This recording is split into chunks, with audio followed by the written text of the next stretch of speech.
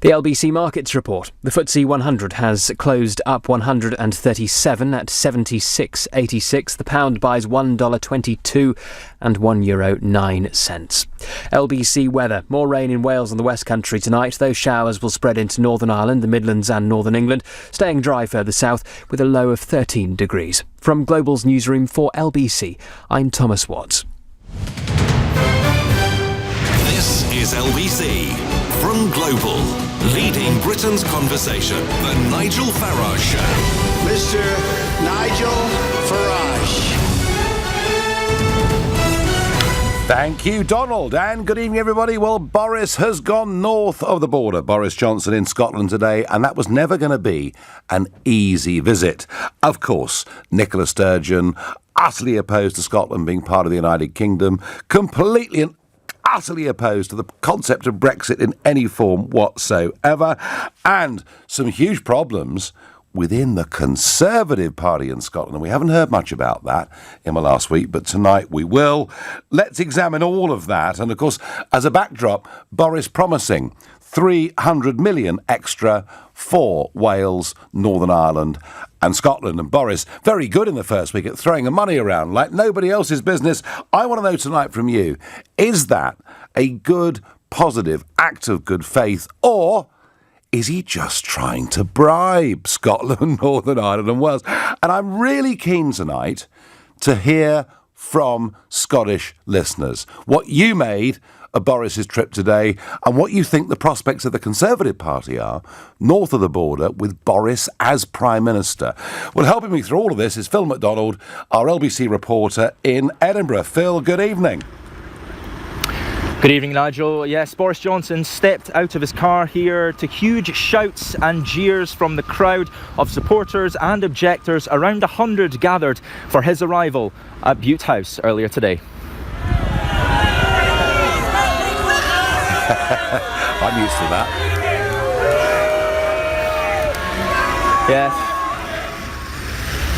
Yes, Boris waved and smiled as he walked along to greet First Minister Nicola Sturgeon for a meeting inside her official residence at Bute House in Edinburgh. And they stood on the steps outside the front door for a very brief handshake as crowds continued to cheer and boo. And we know Nicola Sturgeon had a solid message for the Prime Minister, one of opposition to the UK leaving the European Union with no deal. The position that it has taken, it makes it very difficult to see how any deal can be struck with the EU, and I think that would be catastrophic for Scotland and indeed for the whole of the UK. I made abundantly clear to Boris Johnson my opposition to Brexit and to a no deal.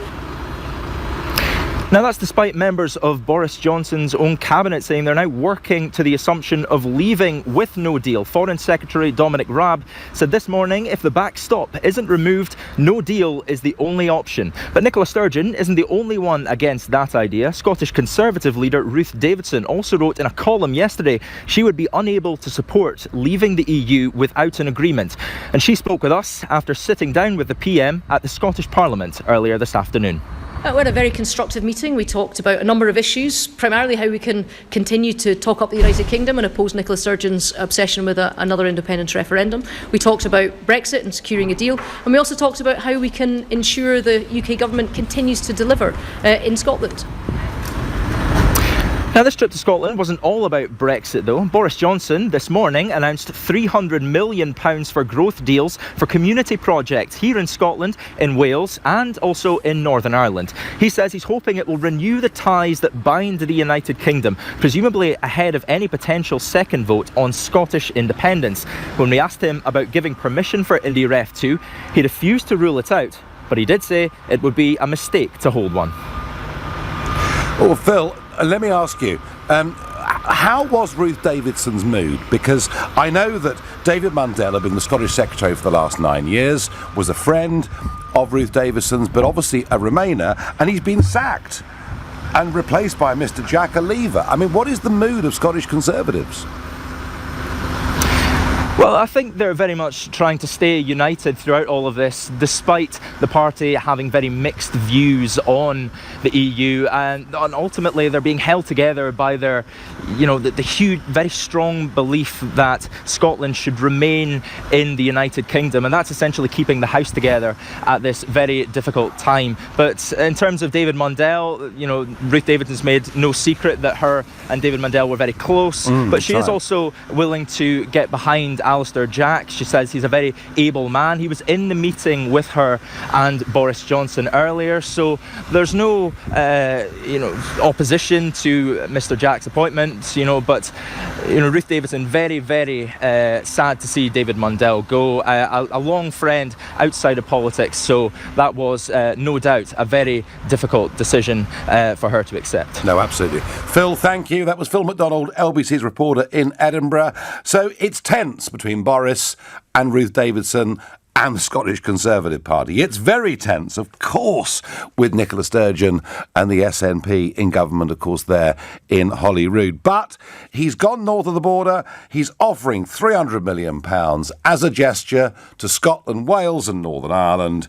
Is it good news? Is it a positive step, or is it simply a bribe to try and buy people's acceptance of him as a very English, as they would see it, Old Etonian and Oxford Prime Minister? And if you think it's great news that he's gone to Scotland so early, that he's put up with the protests, although I have to say, only 100 protesters, Boris. Gosh, I had more than that when I was up there in May. But is it good news that he's done that? If it is, call 0345 6060 973.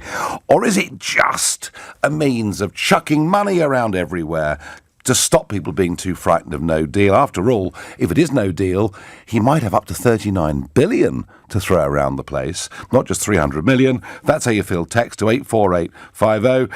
And how is Ruth Davidson playing this? I mean, she's become quite a popular public figure, and yet she opposes the official Conservative Party policy. Is the Scottish Conservative Party going to stay part of the Tories, or could it actually break away and be a separate entity? It's a very interesting point. Please tweet using the hashtag Farage and LBC, at LBC, and of course YouTubers, Facebookers, Twitterers. You can watch us, you can comment, and I'm particularly keen to have callers, not exclusively, but I'm particularly keen to have callers from Scotland to let us know what you think. Let's start with Mark in Glasgow. Mark, 300 million, bribe or gesture of goodwill? No, I think he has to, Nigel, I think he absolutely has to make the Scottish people feel wanted. I don't think it's a bribe as such. Obviously, they'll need to look at where the money's going and what it's for and all of that. But the main thing, obviously, whether they like Boris Johnson or not, and I know there's a strong feeling against him here, even amongst moderate people, and that's unfortunate. But we're right back, as I've said to you before, Nigel, that the most vital thing for Scotland is the economy. Britain is our biggest, we trade 4 times more than we do with the rest of Europe, all of that. And at the end of the day, what really worries me in Scotland at the minute is that Nicola Sturgeon is turning the rest of Britain against us, and America, the way she's treating Donald Trump and all of that. And America is going to be our biggest economic ally once we come out of the EU. And it's very worrying. So I think, Boris had to do something, and I think it's a step in the right direction. All right, Mark. Mark, let me just agree with you on one thing. Mm-hmm. The attitude very often of Nicola Sturgeon, some of the SNP, it is so blatantly anti-English in every way. Absolutely. That sort of the London taxi driver, if you talk to him 20 years ago, would have been very pro-Scotland. Now he feels we're constantly being insulted by them, and he's pretty upset. But Mark, let me just put this to you, and this may not be the easiest point I'm going to make tonight, but there is a feeling in England that already we spend hugely more of taxpayers' money on people in Scotland than we spend in England. Why on earth should Boris give you any more? Yes, I can understand I've got a number of English friends and family as well, and I can understand where it's coming from. What we need to do one way or the other, no matter whether there are sacrifices on either side, is try to diminish the power of the SNP here, because it's very, very dangerous. And I've not seen to your researcher, he was asking me, did I think that this would actually bring people back? Now, Scotland was always Labour from, the middle of the last century up to 1997. And it's those ones that need to get back away from the SNP. All right. That's more important than anything for the So this act of... by the way, Boris is quite brave to go to Scotland this early. Oh, definitely. Because it's not easy. It's tough up there. Goodness knows, Mark, I've been assaulted in the street. And I was locked in a pub for my own safety once, Mark. I mean, how about that? But on balance, Mark, you say good move from Boris, yeah? I do. The only other one thing I'm going to say, Nigel, about an independence referendum, I don't want one at all, but the only thing I would say, it's right not to give her one before Brexit is all sorted. But I think further in the future, if, SNP support might rise if it's constantly resisted. Yeah, OK, Mark. I think you need to be careful with that. No, let's sort Brexit out first. I agree with that. I get on Twitter. Like you care. You literally want us to be Little England by destroying the Union, selling us off to the United States. Oh, God, some of you people are pathetic, aren't you? I don't want us to be Little England. I want us to be Great Britain, back in the world, re-engaging with the 2.7 billion people in the Commonwealth and the USA. How about that? We can be friends and trade with Europe too. I think it's rather exciting. Let's stay in Glasgow and speak to Colin. Colin, good evening. Hi there, Nigel. Yeah. Good evening. So what did you make of Boris's visit today?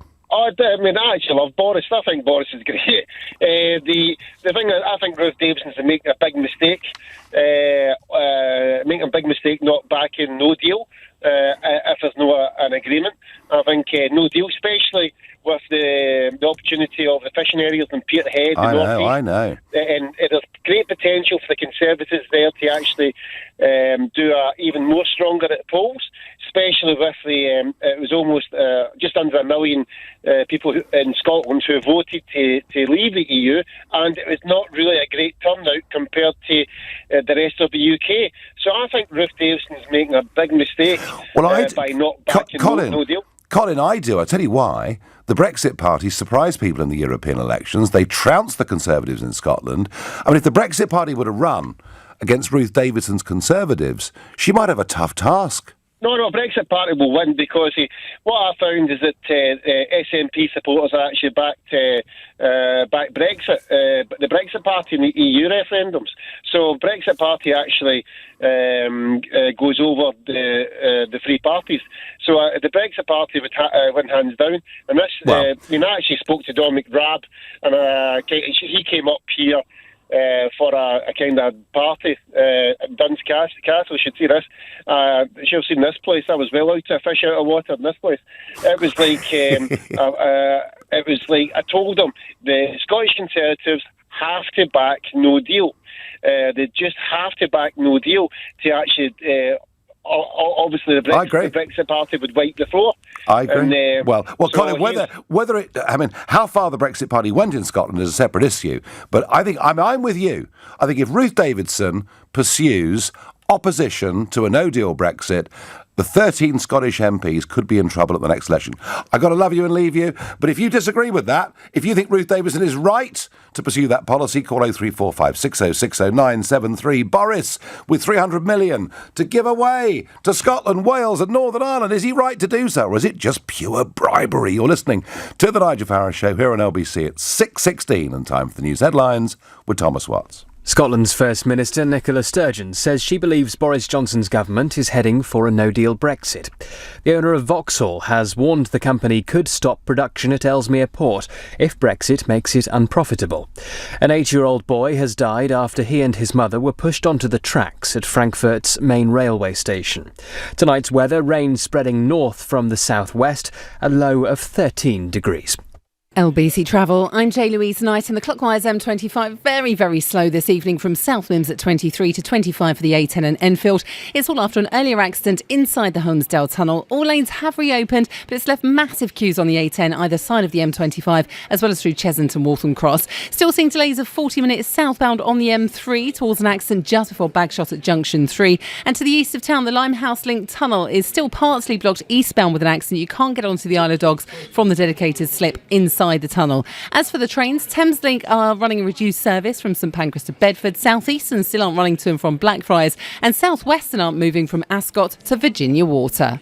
This is LBC. At Lidl, we're big on sizzling hot summers. Big on a kilo of British chicken drumsticks at just £1.65. Big on covering up with Ombre Soleil sunscreen at just £4.49. And big on cooling down with a 6-pack of chocolate almond ice creams for just £1.69. Now that's big on quality and always Lidl on price. Subject to availability, selected stores, excludes NI. This is LBC.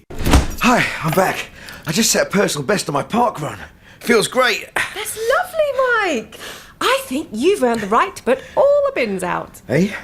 With Vitality Life Insurance, you get properly rewarded when you're active. In fact, you could save over £775 in discounts and rewards from our partners. Join over 1 million customers. Just search Vitality Life. Vitality. Positively different. Annual savings available with certain plans and are dependent on members' usage of rewards available. Terms and conditions apply. If you get BT Superfast Fibre Essential, go on, and BT Sport together, go on, you can choose tech worth up to £249 on us, like an Xbox One S All Digital Edition or a Samsung Galaxy tablet. Oh, get in! It's $39.99 a month with a 24-month contract and $29.99 setup. Join by 15th of August in time for the new season. Search BT Broadband. BT. Be there. CPI increase each March from 2020. BT Sport content and price may change. New customers £47.99 a month from month 25. Terms apply. There's nothing like meeting face to face. And there's nothing like Zoom to make that happen. Zoom lets you connect and do business across town or around the world. Zoom ties together all of your communication needs in one easy platform for video conferencing, phone calls, group chat, webinars, and your conference rooms. Connect easily from anywhere, your mobile phone, your laptop, or conference room. Zoom is how business gets done. Get your free account at zoom.com today. Meet happy with Zoom. Please state your reason for this call. I would like to end my home insurance policy. Please state your reason for this call. End my policy. Please enter your 12-digit passcode. Policy ended. Finally. To confirm end of policy, please enter credit card details and pay £50. With Aviva Plus home insurance, you can pay monthly at no extra cost and with no cancellation charges. New Aviva Plus. Insurance the way it should be. Excludes Northern Ireland. The Nigel Farage Show on LBC. Boris north of the border, is he trying to bribe the Scots, the Northern Irish and the Welsh with another 300 million? Kevin in Westmoreland says it's a bribe. How is Johnson going to pay for all of this? He wants to cut taxes on those earning up to 80k. How will he balance the equation of increased spending? It's madness. Kevin, he's throwing billions around all over the place like confetti, but he's a new Prime Minister. And it's not doing him any harm at all. Nigel, I think it's great how Boris is going to Scotland and other places to make them feel they are no longer forgotten. Well, I think, from Southend, there is a feeling in England, for goodness sake, that London ignores them, and I do understand that feeling is out there, certainly in Northern Ireland, Wales and many parts of Scotland too. I'm furious that Ruth Davidson thinks she represents the Scottish Conservative Party. So many messages. Tell me, Nigel, if Scotland did end up getting independence and we leave the EU, how would they control that border into England? We'll build another wall, I guess. I don't know, Chris. And lots of messages that we can't read out because they are so venomous and abusive, and this is my experience.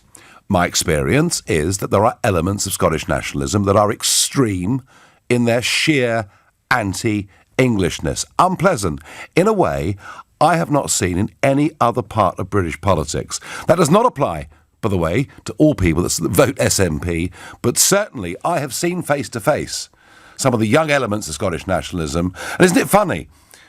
Scottish nationalism, Welsh nationalism, Irish nationalism, mainstream media tolerates all of that. If anybody's ever seen to be English nationalist, they get screamed at.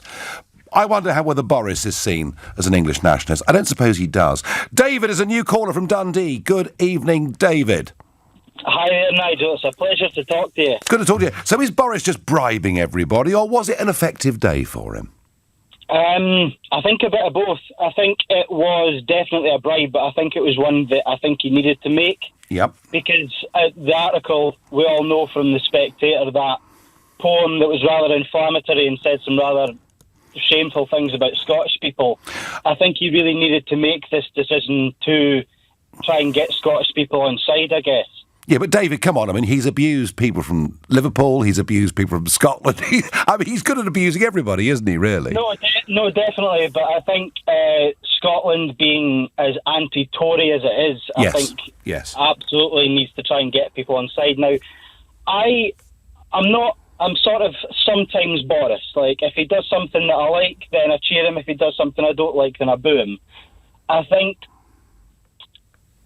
out of the choice between him and Jeremy Hunt, I definitely would have gone for Boris, because I am one of the many forgotten Scottish Brexiteers. And I think he has absolutely the best chance to try and get us out of the EU. So, David, as a Scottish Brexiteer, and by the way, you're not that rare, because 38% did vote Brexit, and over a million of us. I know, absolutely. How do you feel as a Scottish Brexiteer when Ruth Davidson leads the Scottish Conservative Party and appears to be so anti-Brexit? I think she needs to remember that it's effectively the same party, as much as maybe she'd like it to be different, because I think she voices her opinion about leaders a bit too much. I think she really needs to toe the party line, really. She needs to back up the leader, because if it doesn't, then all respect that any Scottish person or the entirety of Scotland ever had for the Conservatives will be completely gone. I suspect, David, whatever Boris has done well today, and I think full marks to him for going as early as this in his premiership, absolutely. I suspect the rift with Ruth Davidson is a long way from being sorted. David, I thank you very much indeed for your call. Now, Anne from Sunderland voices an opinion that I have no doubt has grown over the last 20 years. I'm English, and I think 300 million is a complete waste of money. How about asking us if we would like to vote on Scottish independence? Maybe England would vote them out. And I'm doing my best tonight to get as many people from Scotland on the phone as I can. Do you, as a Scot, understand why people like Anne from Sunderland have become so upset in the last 20 years? Because I do. I don't agree with it. I want to keep the union, but I understand her frustration. I'm going to get a fife and speak to Charlie. Charlie, good evening. Hi there. What did you make of Boris's a visit today? I mean, there were protesters booing in the streets, although that's quite normal in Scottish politics, Charlie, isn't it? It was quite a warm welcome, wasn't it? it's almost traditional up there, isn't it, really? Yeah, well, he's not exactly popular up here. I think, to be honest, there's no greater stimulus to the Yes movement in Scotland than a Boris Johnson Prime Minister. So yeah, I mean, we just sit back and watch the show at the moment, But Nicola Sturgeon, in a way, thinks Boris is great news because he's so English upper class that she thinks it'll make people go to the SNP. But doesn't she have a problem here, Charlie? In that 1 in 3 SNP voters voted Brexit. And Boris is Brexit. So there's an issue here, isn't there? Yeah, totally. I mean, everybody, the whole country's split down the middle in Scotland and England and everywhere, The only thing the lady earlier that said, I think, to Sunderland, I mean, I do understand. I've actually met quite a lot of Yorkshiremen and Yorkshire women this year through work that I do with ex-miners. And yeah, I mean, I get what I basically says to them is don't believe everything you see on the TV. Do a bit of research yourself, because if you look at the historical tax collected from Scotland, revenue collected, if you look at over the last 40 years, not just the last 2 years, everybody seems to go to 2016 where it was a bad year. But yeah, if you look historically, Scotland's paid more than its fair share. Not for a bit, Charlie, I would argue, but let's not get... Since 2015-16 was the first year that we actually needed money from Westminster, if you know what I mean. Okay, listen... if you look at it, you have to look at it historically. I'm not going to get into resentment politics, I really am not. But some English, Charlie, like Anne from Sunderland, feel very alienated by senior SNP figures, and indeed some of their activists, being overtly, Charlie, anti-English. Do you understand why? I mean, look, I can. I didn't really see that as anti. I mean, I don't see it as anti-English at all. Which is the people of Scotland don't hate. It's not about the English people. It's about Westminster. It's always been about Westminster. Well, I wish that were true. English people, I wish that were true, Charlie. I have to say, if people down south or in Wales, or if they want to have a vote on Scotland's independence, they should really think about having their own vote. on their own independence, true independence, if you want to call it that. Well, we had that. It was called the Brexit referendum, Charlie. I know, but what I'm saying is you're saying the lady for Sunderland said that she wanted to have a vote, and I thought, well, you know what, why doesn't England have its own independence? Well, Charlie, that isn't going to happen, all right? But on balance, Charlie, how many marks out of 10 do you give Boris today? I give Nicola Sturgeon 10 out of 10. They're spoken like a true Scottish nationalist. Great. Listen, very pleasant conversation. Thank you very much indeed for calling. I'm absolutely furious that Davison thinks she represents us here in Scotland. Nigel is a Glaswegian and proud member of the UK. I fear we actually need another Scottish independence referendum to finally shut up those that want to leave the UK. Well, I tell you what, Craig in Glasgow, there is a school of thought that says if another referendum were held, she would it was salmon last time, but she would lose it again, and maybe that would shut them up. But I just don't know, and I hate the fact it's called independence, because she wants Sturgeon to leave the United Kingdom and be part of the European Union and be governed by Juncker and that mob. That is not independence. It's the wrong word. It's Scottish separation. It's not independence.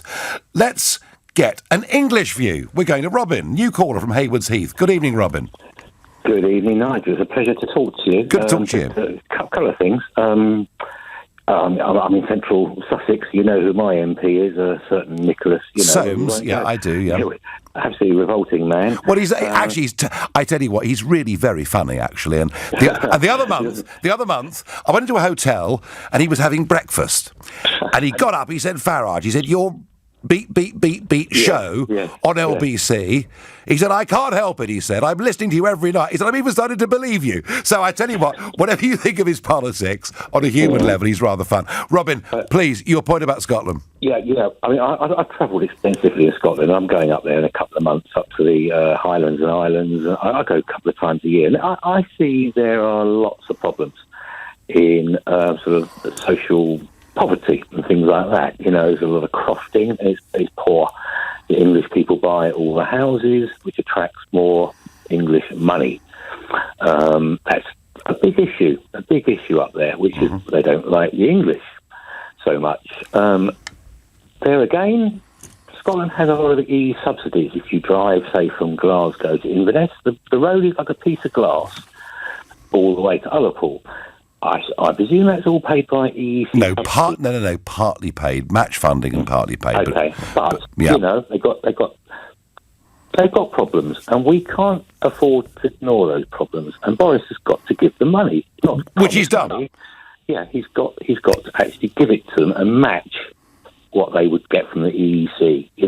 We give Robin Westminster gives far more money to Scotland every year than the EEC does in a decade. Robin, I've got to let you go. Time has run out. You're listening to the Nigel Farage Show here on LBC at 6:30 in time for the news with Thomas Watts. Scotland's First Minister Nicola Sturgeon has accused Boris Johnson of pursuing a dangerous no-deal Brexit.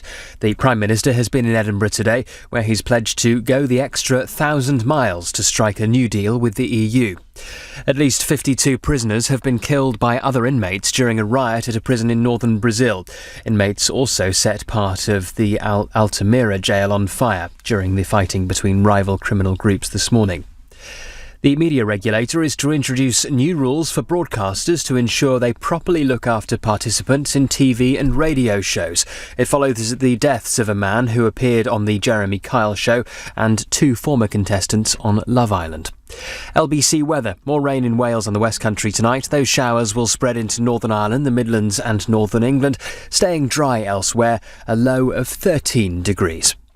Nick Ferrari at breakfast with Tom Swarbrick. Weekday mornings from 7, LBC. It's an argument that's been growing pace to change medicalised cannabis to cannabis legalised for recreational use. Labour MP David Lammy. You can regulate it, control it, and tax it. It's a $2.5 billion criminal market. The time has come, I think, to regulate it and to look very carefully at how we do it. Peter Hitchens, the journalist and author. You can't regulate until you legalise. Cigarettes are regulated. Cigarettes will still kill you. Alcohol is regulated, but alcohol can also still kill you and do terrible, serious things to you. We have in our country already 2 very dangerous poisons which are legal. The existence of them doesn't seem to me to argue for having a third. Nick Ferrari at Breakfast with Tom Swarbrick. With Xero. Get your business digital ready with Xero accounting software. LBC. 50 years ago, we made a remarkable moment in history when man landed and walked on the moon for the first time. It's amazing what we can do when we think beyond limits. That's why Vodafone are giving small businesses what they need to discover their full potential with their new unlimited 5G data plans. Plus, with the OneNet virtual landline, you can be online anywhere. Go beyond limits and see what your business can achieve. Search Vodafone Business Unlimited. William, Pamela and Anthony were sold investments by banks and ended up losing money. Luckily, they contacted the financial claims experts at Goodwin Barrett and were able to claim back a total of £65,500. At Goodwin Barrett, we may be able to help you too. If you've lost money on an investment sold by a bank, even if you no longer have the investment or the paperwork, just text SOLD to 66777 for a free assessment on how much you could be owed. Text SOLD to 66777 and we'll call you back. It's a sunny day in Admouth, but Tom is stuck at his computer. Oh, Tom, you should be outside having fun. I agree, Admiral, but I need to sort out the home insurance. It was your wife's car insurance last month. Let me help. Thanks to Admiral, Tom can bundle his home and car insurance and get a lovely multi-cover discount. Car and home insurance all in one place. What could be easier? Admiral Multi-Cover. Rewardingly simple. If you get BT Superfast Fibre Essential, go on, and BT Sport together, go on, you can choose tech worth up to £249 on us, like an Xbox One S All Digital Edition or a Samsung Galaxy tablet. Oh, get in! It's $39.99 a month with a 24-month contract and $29.99 setup. Join by 15th of August in time for the new season. Search BT Broadband. BT. Be there. CPI increase each March from 2020. BT Sport content and price may change. New customers $47.99 a month from month 25. Terms apply. Parents, you know your child. You know the way they learn is different to others.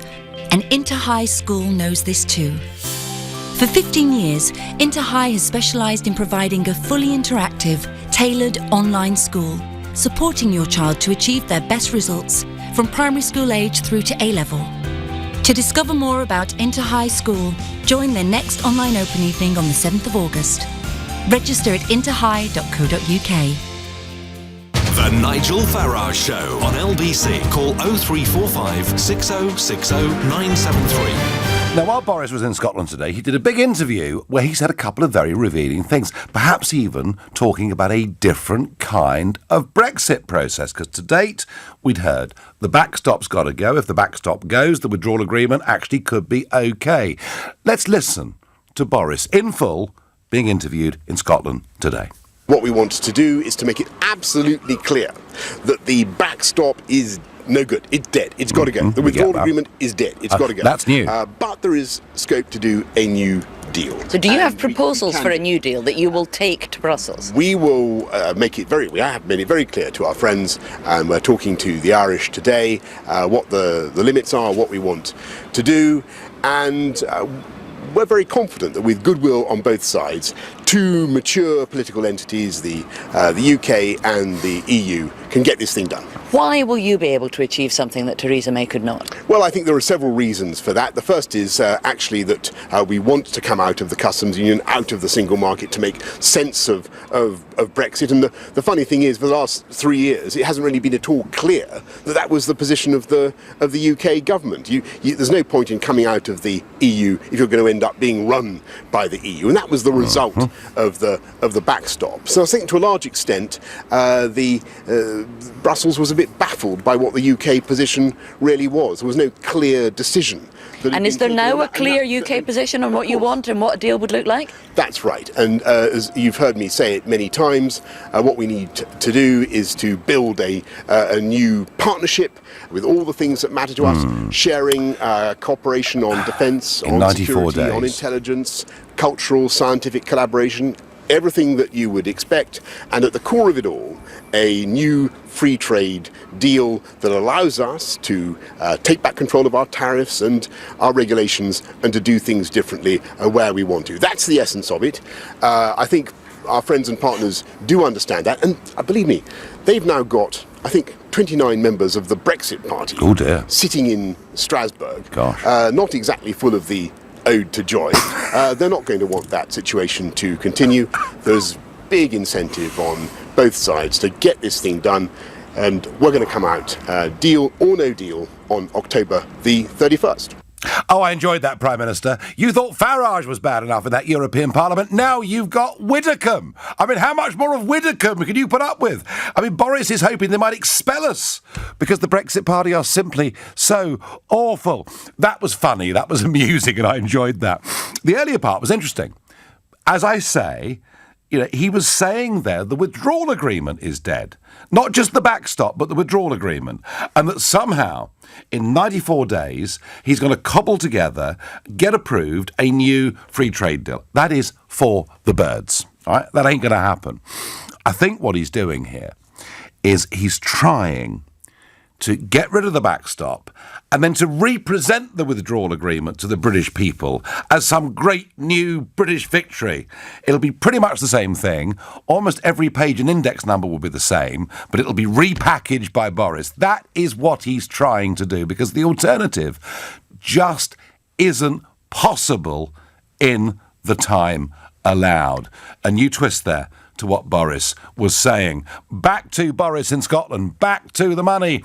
Bonnie says, we'd all vote for Scottish independence. I'd vote for them to leave. More English antagonism to what many of the Scots say. This is real, folks. If you're north of the border, this is real. A lot of English feel offended by this. They really do. Nigel, you've caused havoc in Europe. Now you want to divide the UK, says Ava. No, I don't want to divide the UK. I am a unionist. I just object to the SNP using the word independence about leaving the United Kingdom but staying part of the European Union. Doesn't make sense to me. I'm going to go to Kerry, who's new to the show, and that's from the Shetland Islands. Good evening. Well, good evening, Nigel. The first time we met, and I think the last time that we met, was in a pub in Arundel over a nice pint of King and Barnes, where you told me and extolled all the virtues of leaving the EU, and I actually voted to leave the EU, right. But I'll tell you in a few moments. The reason why Boris is in Scotland is not because he is trying to woo the Scots. He is desperate, totally desperate. Now, I was a Conservative. I've been up here 11 years, right, in Scotland. There's lots of Brits, there's lots of English people living in Scotland, especially in Shetland. And I got to tell you, I actually joined the SNP 2 weeks ago in frustration of what's actually happening in Westminster. Now, it was you lot that took us down the Clyde River, because I believed in you when I voted to leave the EU. But with all the facts and all the figures and all the evidence right now, you're going to take us down not the Swanee, you're going to take us down the Clyde. And I'm very upset. So Kerry, you want us to be run by Mr. Juncker, do you? Oh, I don't care about Mr. Juncker. Really? In fact, I'd much prefer to be run by that lot down there than the idiots that are running Westminster right now. To be frank with you. There you are. There's the flag of surrender, Kerry. You're happy. No surrender. No surrender. If you're happy to be run, if you're happy to be run by unelected bureaucrats, Kerry, why would you want an undemocratic European Commission to make big decisions over your life? I think we've got an undemocratic government down in Westminster because in Scotland, 62% of Scots, or 63 almost, voted to remain in the European Union. You ask our velvet crab fishermen up here how in the hell they're going to get their crabs all the way down to Dover and across the Channel. We moved up here from Hastings. I know the area like the back of my hand. Kerry, down you there. are joking, aren't you? You are actually joking. When Scotland could have, just as Norway has, 200 miles of the North Sea as its own exclusive fishing zone. You are joking. Well, that is just one reason. That is one reason why... Well, you mentioned velvet crabs. I didn't start this, did I? No, listen, this is one of the reasons I actually voted to leave the EU, because of the fishermen up here. But on reflection, how the hell are they going to get their fish and all their produce across the Channel when it's going to be absolute mayhem? Now, you guys have not thought about that. Why, Kerry? Do you know, I don't know whether you've ever been to Southampton or Felixstowe and watched these... Yes, I've been there. I've been to Felixstowe, yes. And you've seen then, Kerry, these giant container vessels coming in from China and elsewhere. Absolutely. We trade with them on WTO terms. And do you know something? Before you can say Jack Robinson, the containers are taken off those ships, put onto lorries and driven all over Britain. Why would it be different with Europe, just because we're not a member of political union? Well, Europe's already got a trade agreement with lots of other countries around the world. Not China. Not China. Not China. Oh, never mind about China. I'm talking about Felixstowe with you, Kerry. Have we got a trade agreement with China? No. Britain have a trade agreement with China right now? No, they don't. And the point I'm making is, without a trade agreement with China, those containers still come in and get distributed round the United Kingdom. That might be just one case. It's a big case. Come on. Can I explain to you? How are you going to get the mussel fishermen up here? They grow mussels. It takes about 4 years to grow a mussel. How the hell are they going to get those across the Dover Straits into Boulogne? Do you imagine that we're going to put mines in the English Channel? There's going to be EU U-boats out there. Responsible when we go up the Swanee or down the Clyde. Kerry, I think you're becoming. All these years. I think you're becoming hysterical. I believed in you at one time, but Nigel, I don't believe in you anymore. No, I don't you believe want in us. Brexit anymore. I'm sorry. Do you stand for the European anthem, Kerry? Oh, I don't stand for anything. Right. Well, I tell you what, Kerry. Let me regard. try this on you. Right. I play my own bloody anthem. Let me try. Well, if you got your own state up there in Shetland, it's wonderful. Kerry, let me try this on you. You're quite right to say that a majority, 62% in Scotland, voted Remain. Correct. Just as there are parts of, for example, London, that voted Remain. Correct. But by quite a big majority of nearly 1.4 million votes, the United Kingdom voted to leave. And Scotland very decisively voted a couple of years before to stay part of the United Kingdom.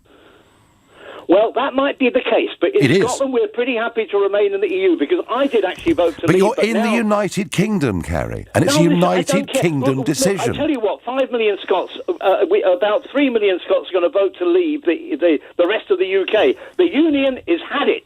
Trust me, Northern Ireland's had it.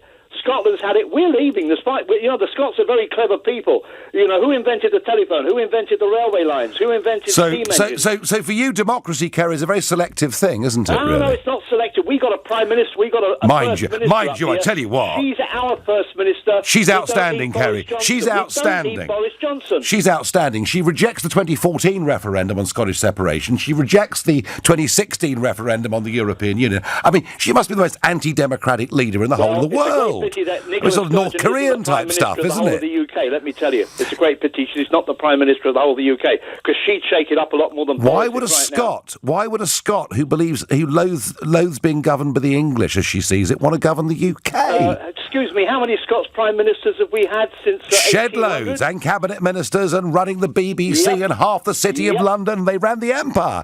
They're very smart people, the Scots. They're a lot smarter than you lot down south. Let me tell you. Well, Kerry, I will leave you to your Highland malt or whatever it is you're enjoying this evening, and thank you for your call. You're listening to the Nigel Farage Show here on LBC at 6:15, and time for the news headlines with Thomas Watts. The pound has fallen to a 28-month low against the dollar as the markets react to a hardening tone on a no-deal Brexit. A new government office is to provide lifelong support for former military personnel. Counter-terror police are investigating after grenades, an imitation gun and various chemicals were found at a home in Suffolk. Rain spreading north from southwest England and Wales tonight, a low of 13 degrees. LBC Travel, I'm Louise Knight, and it's been a very busy afternoon and evening for the Clockwise M25. It's crawling from South Mims at 23 to the A10 at 25 after an earlier accident inside the Holmesdale Tunnel. All lanes have reopened, but it's still causing massive delays on the A10 as well as all through routes through Cheshunt and Waltham Cross. An accident on the southbound M3 earlier means one lane is still closed for recovery just before Bagshot at 3. It's adding 40 minutes onto your journey. If you're heading out of town to the east, the Limehouse Link Tunnel was partly blocked with an accident. You can't get onto the Isle of Dogs from the dedicated slip inside the tunnel. Now onto the trains. Southeastern still can't run to and from Blackfriars. Thameslink are running reduced service from St Pancras to Bedford, and Southwestern aren't moving from Ascot to Virginia Water as there's a tree on the line. Coming up at 7 on LBC, Clive Bull. With tough talking on both sides of the EU negotiations, what chance a deal now, or is no deal the plan? Plus first, the news hour. Clive Bull on LBC. At Argos, our new range is out now. Keep the kids entertained this summer with hundreds of new toys. And liven up your living space with our new stylish home collection. Plus, get same-day delivery or collect in store and at Sainsbury's. With Argos, you're good to go. Subject to availability, delivery conditions apply. Order by 6 p.m, 90% UK coverage, selected Sainsbury's stores. Is 2019 the most confusing year ever? Fake lips, speaking fake news, eating fake meat. Let's put it to a vote. After vote, after vote. But are we being listened to by our home devices? No. They don't have the answer. Get past the confusion with the Confused.com Beat Your Renewal Quote Guarantee. If you can't beat your renewal quote, you get the difference plus £20. Don't be confused. Be Confused.com. T's and C's online, single annual policies only. London, we have a problem. Our air is toxic, and driving polluting vehicles is the main cause. The air that I breathe, that my friends breathe, that my mum and dad breathe, and that you breathe, can cause lifelong diseases. But there are solutions, like making our transport greener and creating better spaces to walk and cycle. These are just some of the ways the Mayor of London and TfL are helping to improve air quality across the capital. Find out how you can make a difference too. Search Let London Breathe. To the Mayor of London and TfL, every journey matters. At Indeed, we believe a CV is a great way to see an overview of a candidate. But you're not hiring a CV, you're hiring a person. That's why Indeed offers tools that help bridge the gap between a candidate and their CV. Like skill tests, which let you actually see a candidate's abilities in action to make sure they're a good fit for the job. See beyond the CV with Indeed. Experience Indeed for yourself today and get a free sponsored job upgrade on your first posting at Indeed.com/redeem. Terms and conditions apply.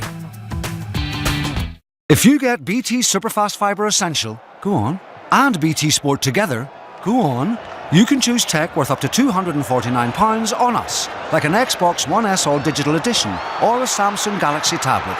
Oh, get in! It's $39.99 a month with a 24-month contract and $29.99 setup. Join by 15th of August in time for the new season. Search BT Broadband. BT.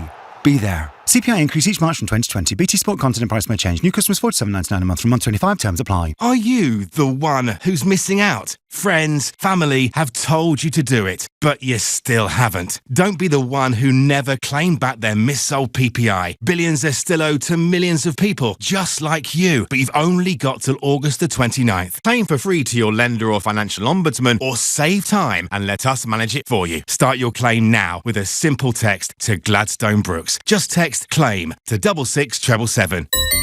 Gladstone Brooks. Leading Britain's conversation. The Nigel Farage Show. Tweet at LBC using the hashtag #FarageOnLBC.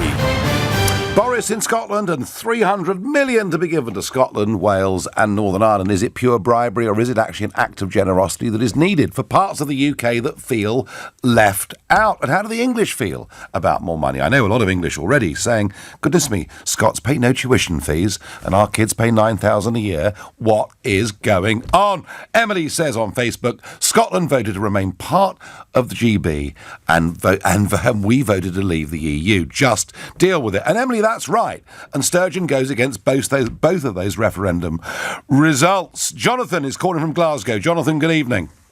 Hello, Nigel. How are you doing? Welcome. I am fine. What did you make of Boris's visit today? Well, I'd just like to correct you on a wee point about the SNP. Yes. The SNP are not a nationalist party. Quite the opposite for that. The SNP are firmly committed globalists and cultural Marxists. They are. Yes, they are globalists. I agree with that. Jonathan. The fact they call themselves a nationalist party, the fact they call it independence, is a misuse of the language. I think Nicola Sturgeon's actually considering taking national out of the title of the party. Is she? As if we didn't know already. Well, but I mean, see if Boris Johnson is going to donate $300 million for the SNP to spend, I'm going to invest in whatever company it is that produces rainbow flags, because that's what the SNP will spend it on. Well, who knows what they'll spend it on. And tell me, Jonathan, the SNP, who've done, let's be honest, politically, in elections, phenomenally well. I mean, phenomenally well at Westminster and at Holyrood. How are they, in your opinion, how are they getting on governing Scotland? Well, see, I think the tables have turned against them. I think they've exposed themselves to what their true intentions are now. And a lot of Scottish people now realise it. And your last caller was an example. the type of people that vote for the SNP. You're kind of middle-class English lefties that move up there, organise here and then vote for the SNP. So, Jonathan, you are not impressed with the SNP in any way at all? The SNP are determined to destroy the Scottish nation, and I'm not even trying to hide it. Nicola Sturgeon says that white men should move aside in their jobs to let women and people of colour take their positions. She's a firmly committed cultural Marxist. And Jonathan, one of the reasons, of course, that the SNP are doing as well as they are is that the Labour Party just collapsed in Scotland completely. But to me, they all represent exactly the same thing. The SNP kind of stuck in there. People didn't quite understand their agenda, but now everybody knows. But they're trying to promote in the schools. They're caused to kind of everything's racist, everything's xenophobia, all that stuff. I mean, but we know what the agenda is. The SNP are firmly committed to that. I mean, George Soros donates money to them. We all know this. I mean, a 21-year-old called I don't know. George Soros donates money to lots of causes. Whether he gives money to the SNP, I doubt, actually. Jonathan, in this environment, and you feel very strongly about this, in this environment, is there a big opportunity for the Conservative Party in Scotland? No, I mean, Ruth Davidson, she's not a Conservative. What is it that Ruth Davidson's trying to conserve? She's another one. I mean, the globalists they've took over every major party in the country. There's no. So does Boris Johnson give you hope, Jonathan? No, he's another one. He's exactly the same. I'll tell you, Nigel, I didn't vote in the EU election to leave. Do you know why I didn't vote? Because I knew there was no way the EU would let this country out. I knew it was absolutely pointless to vote. In the end, Jonathan, the will of the people will prevail. Believe you me. Thank you. Jim in Lanark says, don't be fooled. Davidson is not as popular as you think. She's a Remainer, says Jim. Donald is calling from Ness on the Isle of Lewis. Good evening, Donald. Good evening, Nigel. That was an Englishman in the Shetlands you were It was, yes. How extraordinary. It was slightly odd, wasn't it? I've got a Margaret from Essex living next door to me. She weaves Harris tweed, would you believe? She's been up here for years. The SNP, as long as they keep doing the day job, I love them. Okay. 20 glorious years of devolution have made all the difference to Scotland. I'm 70 years old and I know exactly what the Labour Party did when it was in power in Scotland. It almost destroyed the country. That's why the SNP, when people realised what Labour was like in Scotland, they voted for the SNP. And the SNP since devolution, as long as they keep doing the day job and not going on about independence. Okay, so Donald, you see the SNP as having done quite a good job at running the day-to-day life of Scotland. Okay, but Donald, when it comes to the 2014 referendum, they seem to reject the result of that and want another referendum. When it comes to the 2016 referendum, they reject the result of that and want another referendum. Yes. I mean. I voted for the SNP for independence then, but I've changed my mind over the years because I've suddenly realised that the devolved administration actually protects us not from the horrors of England, but from the horrors of Westminster. It's a common view, isn't it? The awfulness of what goes on in Parliament. I'm not against the English because I love the English. They're very nice people, even though they are the old enemy as far as we're concerned. But the ones I meet nowadays who come to live up here because they no longer recognise their own country is the quotation I hear very often from some of them. And Donald, quickly, because time is short. I'm loving the phone call, but time is short. They say, could you, Donald, could you yourself ever bring yourself to love Boris Johnson? No, he's just a funny one off the telly. I can't take him serious. I can't take anybody. Donald, I could speak to you for hours, but I'm not allowed to. Thank you. I'm going to take one more caller this evening on this subject. I'm going to go to Darren, who's a new caller from Midlothian. Good evening, Darren. Hello, Nigel. How are you? I am well, and I'm fascinated by some of these phone calls I'm getting, and I wonder, is it possible the Scots could ever love Boris Johnson? Well, he's a bit of a klutz, he's a bit clumsy, isn't he? I mean, he's hilarious, although I suppose it's a bit too serious for it to be hilarious. But I just don't think the Conservatives are in general that popular here anyway. Especially at the Brexit party. Well, no, I mean, 1955, it's hard to believe this, but the 1955 general election was the Conservative Party got more votes in Scotland and more seats in Scotland than any other party. Now, I accept this a long time ago, but there's been a resurgence, Darren. 13 Scottish MPs up from 1, and yet somehow there now appears to be a problem that the Brexit Party vote has come from nowhere and gone up in Scotland. Ruth Davidson is pretty much a Remainer, and now the Tories are led by somebody who's a strong leaver. So where does Scottish conservatism go from here? Well, I mean, it's interesting. I actually hope, and I say this as an SNP voter, and I have the utmost respect for you, Nigel, but I do hope that in the next election, I'm assuming there's going to be one later this year, that you stand Brexit Party candidates, because then that would further split the unionist vote and allow the SNP in. I know it's kind of a smaggy way of thinking. But Darren, the SNP are in already. Oh yeah, but they could get any. I mean, obviously in 2017 they suffered quite a hit. Even I'll admit that. But I think if you look at the polls, they see around between 50 seats, maybe a bit, one way or the other. They could really cement. I think if in the next election they say, look, this election is in terms of independence. If you want it, vote for us. If not, don't. And if they get that, over 50% of the vote, then that could really. So let me ask you, Darren, as an SNP voter, clearly you want to leave the United Kingdom. What about the European Union, Darren? Do you want to leave the EU or stay in the EU? I voted Remain in 2016, but I wasn't that bothered. I was always a strong independent supporter, but in terms of the EU, it wasn't that important. Darren, you can't be independent if you're in the EU. Is Malta independent? Is France independent? Is Germany independent? No, none of them. No? They have their laws made somewhere else. I am absolutely sure. Darren, ring me back another time. We'll continue this. It's not going to go away as a conversation of that. I'm absolutely certain. You've been listening to The Nigel Farage Show here on LBC. I will be back at 6 o'clock tomorrow. At 10 tonight, it's Ian Payne. But up next, it's Clive Bull. Nigel, thank you. And coming up between now and 10, I'm in for Ian Dale. Boris